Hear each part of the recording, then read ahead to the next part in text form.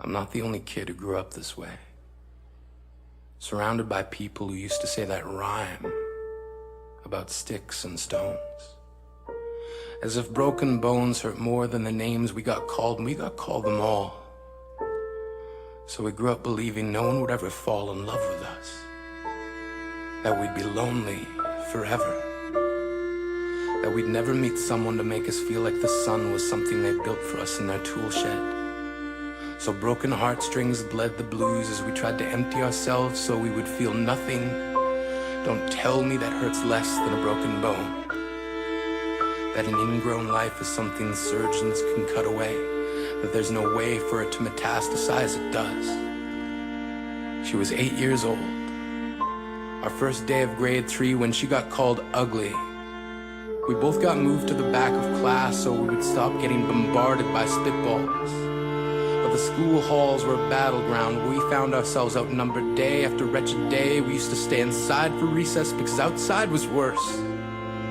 Outside we'd have to rehearse running away or learn to stay still like statues, giving no clues that we were there in grade 5. They taped a sign to the front of her desk that read, "Beware of dog." To this day, despite a loving husband, she doesn't think she's beautiful because of a birthmark that takes up a little less than half her face. Kids used to say she looks like a wrong answer that someone tried to erase but couldn't quite get the job done. And they'll never understand that she's raising 2 kids whose definition of beauty begins with the word mom. Because they see her heart before they see her skin. Because she's only ever always been amazing. We weren't the only kids who grew up this way. To this day, kids are still being called names. The classics were, "Hey stupid," "Hey spaz."